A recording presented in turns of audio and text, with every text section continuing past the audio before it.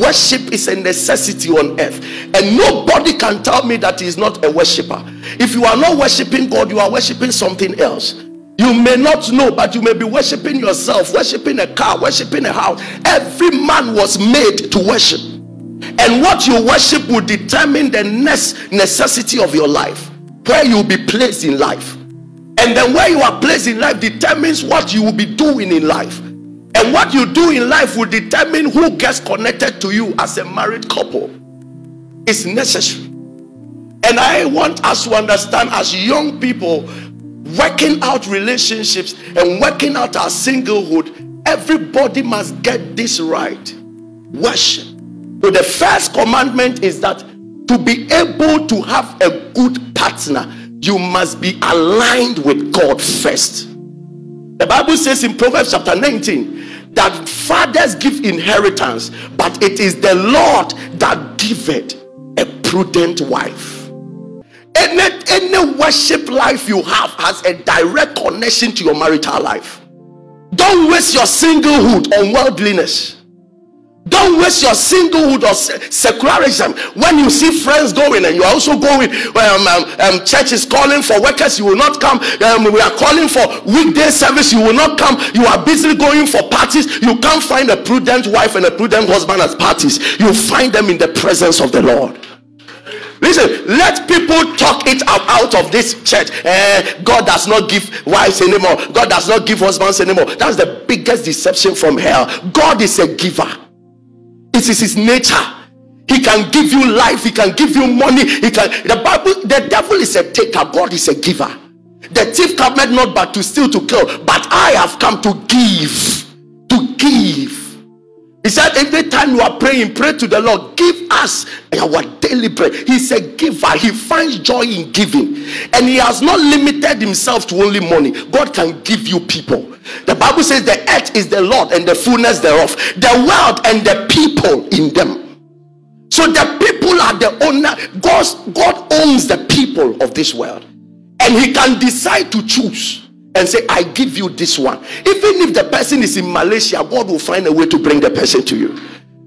But it doesn't just happen. There must be a worshiper, a genuine one. The second commandment is for you to know that we are products of relationship.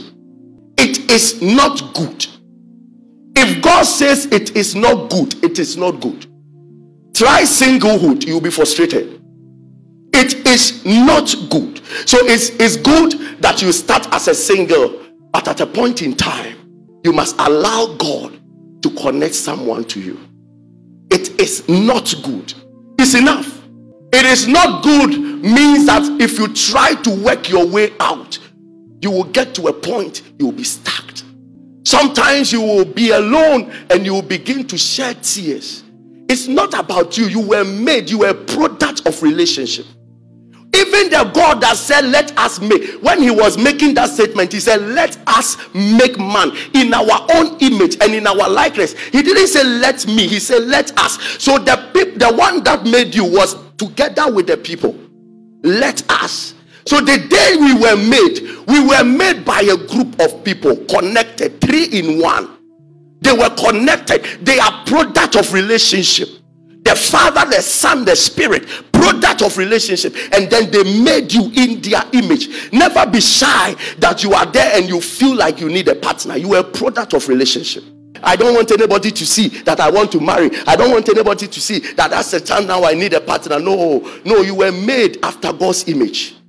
And God's image does not require that he stands alone. He said, among all the creation, let me make one as my own image so I can relate with that one. So even when he sacked man from the garden, after 4,000 years he came back and they asked him, what are you doing on earth? He said, I've come to seek and to save the lost. Who is lost? Man. I used to have a relationship with him. He has been missing all this while. I have come to save him. And he was walking all over the world trying to save man, heal man, restore man, and then finally dies on the cross for a man. If God could go to this extent to bring back a reconciliation ministry, to make sure that somebody he lost has come back, sir, everybody in us is looking for someone. Don't deny it. It's deep inside. It is a matter of the soul. At a point in time, you realize that you can't stand it anymore, because you are after God's image. When I hear people making all sorts of sacrifices for a girlfriend or all sorts of sacrifices for a boyfriend, sometimes I'm not shocked, because God could come and walk. God came on earth looking for you. So if you go at night looking for the one you want to marry, I'm not shocked. You are only a product of God. Amen. He taught us. Somebody shout amen. Yeah. He taught us. He taught us how to go after people. You were made of God. God could not let man go. He had to come and search for him and reconcile man to himself. Some of you will deny it to a point, and you realize that at a point, it's part of you that you find someone. Whoever God has prepared for you by the anointing of this morning service, may the Lord locate you to that one. In the mighty name of Jesus. Genesis 3:16. You see, when Adam and Eve sinned against the Lord, he said to the woman, he said, I will greatly multiply your sorrow and your conception. In pain you shall bring forth children. Your desire shall be for your husband, and he shall rule over you. Remember that in chapter 2, when Eve was brought to Adam, he said, this is the bone of my bone, this is the flesh of my flesh. And so shall a man leave his father and mother and cleave to his wife, and the two shall be one. That is God's original system for marriages to survive with. When the two are one, when they are one body, the head and the body, and they collaborate to make sure that things work and they find dominion on earth. That is the system. But when man sinned, God changed the system. He altered the system, and this is how he did it. The desire of the woman, he's cursing the woman, and he said, your desire shall be upon your husband, and then your husband will rule you. That means that from today, woman, you will not live for yourself anymore. You will feel from the depth of your spirit, you will feel that is the man that is responsible over your life. All your desire will be on the man, and if that happens, he will rule you. And this is not a sustainable mechanism for any marriage. When the woman thinks that it is the man that is 100% responsible for everything that represents her, no man, I repeat, no man can handle your desires. When God said that, he was trying to tell you, the woman, that he's pushing you to a place whereby you will never be satisfied on earth. When God takes your desire and place it on another human being, that human being will get frustrated over time and will begin to frustrate you also. That is why he said that your desire will be on him and he will rule you. Anybody that takes 100% responsibility over your life will rule you. It will be a master-slave matter. And not until we go back to Genesis chapter 2, where the two must be one. And how can the two be one? Except the woman understands that her whole desire is not on the man. She is a helping mate, not a dependent. You are helping me. There should be a coordination between the head and the body. That is the system of Genesis chapter 2. Genesis chapter 3 was as a result of sin. So when Jesus came and then called us out of darkness and restored us into the glorious relationship with God, we are turned back into chapter 2. That is what Ephesians chapter 5 talks about, that the man is one flesh with a woman. It is no more Genesis chapter 3. Jesus cancelled that in Mark chapter 11:23, when he said that whatsoever you desire, ask. The desire is not unto a man anymore. That wrong idea that is put into a woman. Your money is for you, your husband's money is for us. And because of that, women are sent into marriage thinking that they have no part to play except to give sex. What a pitiful mentality, contributing to the corruption of today's generation. I will never date a man without a car, and I will never date a man without a house. I will never date a man without money, and all sort of things. It's the way we have built the mindset of today's youth. That mindset was as a result of a curse. The Bible says that a man's desire is like hell; it never gets satisfied. So if a desire is placed on a man, if your desire is placed on a man, or if somebody's desire is placed on you, what he's saying is that you are going to deal with somebody who never gets satisfied. Only God can meet the desires of humanity. So when God shifted the desire of a woman to a man, he was telling you that I'm setting you up for confusion. And most marriages have not been able to stand because most women enter marriages without having this understanding that the man is not fully responsible over my life. I have come as a helper. Whenever this system runs and your whole desire is on the man, he begins to rule over you. And the natural tendency of humanity is that we resist rulership. So when the man begins to rule, the woman also will tell you that, is it because you buy clothes for me? Is it because you buy me Brazilian hair? I won't sit there for you to control my life. I won't watch you for you to do that. And then suddenly there is confusion at home when the head and the body is not collaborating. Do you know what is called? Madness. Because you see what? The whole body is controlled by the head. The brain inside the head. It sends information. That is how the system must be. If the woman is one body with the man gives the control, the woman supports. So the brain thinks that I want to eat, then the leg moves to the kitchen, the hand picks the food and then puts it. It's a support system. But the moment madness begins, the brain says I want to drink water, then the hand goes to pick DDT. Madness. You see, and anytime we don't take care of this and to understand the mystery of the body that runs with the marital system, we end up bringing people to that place of rebellion. You see, because no woman will stand a man who is a ruler. The Bible calls men heads, not ruler. It's totally different. I don't have the time to go into it. Rulers have their own personal interests. Leaders are totally different. Leaders have you at heart. So when God said that the man will rule over you, it was a time where the man will use you. Being a single means that you have to position yourself as a woman to know that you can stand alone. And then you go as a helpmeet for that husband of yours. Yeah. Do you know that every helper has more than the one he must help? So when God said that I'm going to make you a helpmeet, it means that I'm going to make somebody who has more than you have.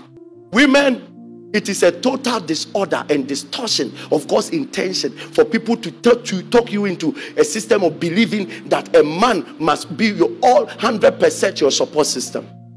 A helpmate means that I'm bringing somebody who have what you lack. So women must be taught to know that they must have more than men in order to make the completeness of man a possibility. But today's generation is totally different. So we have women who go to school and don't study because I'm going to marry a rich man. They never get serious with life because I have been prophesied to that my husband will be very great. And there are women who are even in church because they were prophesied to that they will meet somebody in church and then the person is a very great figure, and anytime he comes to church he's looking around. When you must place your desire on God to a point that he pours out a glory on your life, that wherever that man is, that glory will shine there for that man to see. And then I will talk about warfare. Singlehood is about warfare. Before you enter into marriage, you should have won some battles before you enter. If you make a mistake to enter the marriage, to now start fighting the battle, the first 2-3 years of the marriage will be a disaster. And that is the error of many couples today. They didn't fight some battles before they entered into the gate of marriage. And the first battle to fight is the battle around children. Fight that battle before you marry.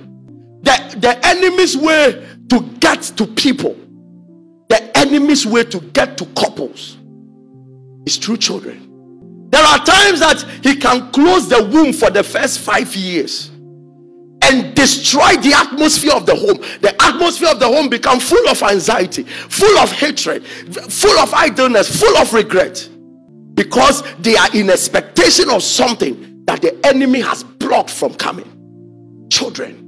Some of the most depressing moments in a person's life is when he is looking for a child and it's not coming. And you must begin to pray and do warfare and fast and sow seeds and contact the altar before you marry concerning the children. Sometimes the devil will not block the womb. He will give you a child, but that child, he will corrupt the child to a point that child becomes a problem you wish that never came. Sometimes, have you ever thought about it? How the parents of people who stand at court for killing someone, how the parents feel if they see their children at court and their children is being handed a lifetime sentence of imprisonment. If you're a parent, how do you feel? But we say, do you know that the armed robbers we see today also have parents? How do they feel? One of the highest attack in marriages is when the devil does you a child. The devil's eyes are on children. And if you have never given birth and you are never married, start speaking and planting into the future concerning the kind of children that you will have. Sometimes you can give birth and then the devil will take away the good one and leave the bad one for you. If any of these two should die, it should have been Cain that would die, not Abel. But eventually the devil incited Cain to kill the good one. If you were a mother, how would you feel? Children are investment. Sometimes the devil can manage you to give birth, take care of the child.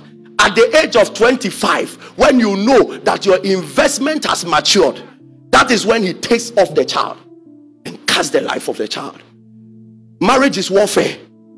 It's warfare. And one of the warfare is the kind of children that will come after you. All the prostitutes you see in town have parents. All the drug addicts have parents. Any arrow against your future children, any arrow against your family, any arrow to frustrate your family is averted in the name of Jesus. We stand to prophesy. If there is any Samuel in the realm of the spirit, may the Lord locate you and give that child to you. I said, if there is any Joseph in the realm of the spirit, may the Lord locate and give that child to you. In the name of the Lord Jesus. We will not be at the mercy of the enemy frustrating our children. It has to do with warfare. So when we come for meetings and all that, is rise up and pray. Rise up and pray. The Bible says that when the children of Job goes for party, he comes back and makes sacrifices for them. Peradventure, they have offended God. And when God was restoring him, he restored him with more beautiful children. Why? Because he has made sacrifices for children, that even if he has lost the first, the second must come. Your children will not give you problems. I said you will not weep because of your children. In the mighty name of Jesus. I pray for somebody here. You may not know the depth of what I'm talking about, but one day you may understand. You see, when God wants to help you, he touches your generation.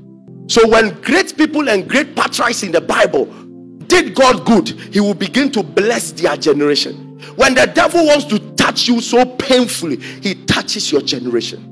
If there is any battle to do, we start to battle around the generation that is coming after us. No matter how powerful you are as a pastor, your child can defile your anointing. It can defile your ministry. And sometimes journalists will only carry their cameras after your child and not even after you. After all the preaching you preach, they will be going after your child. And every little thing that your child does, they bring it out. Why? Because the enemy has decided to touch that child, to destroy and distort everything you stand for. Listen to me. You may be nothing, but God can give you a child that will set you up for glory for life. I pray for somebody here that you will not fight the war around children in marriage. As you lift up your hands now, I declare over somebody here, your children for the future shall be blessed in the name of Jesus. They shall be wonderful children. They shall be solution to the world. And the next thing is that fight civilization. Civilization has destroyed many people. It's a weapon, it's a warfare. The devil is introducing things that are directly against marriage. You have to fight it in singlehood. Feminism and other stuff, they are good. It's an encouragement and a motivation for women, but it has a higher agenda to make women men and to make men women. And then they begin to distort God's original plan for humanity. somebody, as you fall into that trap, you should know that you can never build a glorious marriage. But I pray for somebody here, it doesn't matter the weapons that the enemy has released in our generation, you will survive it. Your marriage will be blessed, your marriage will be successful. You are going to survive every weapon of civilization, deception, demonic patterns that are moving in our day. In the mighty name of Jesus, clap your hands and shout, my marriage is blessed, my family is blessed. In the name of Jesus, rise up on your feet, begin to clap your hands and pray, my marriage is blessed, my marriage is blessed, my family is blessed. In the name of Jesus, do the warfare right now, that my marriage is blessed right now, my marriage is blessed right now, my marriage is blessed right now. Barata Fasimanderia, my marriage is blessed, my children are blessed. I move out of demonic patterns in the name of Jesus.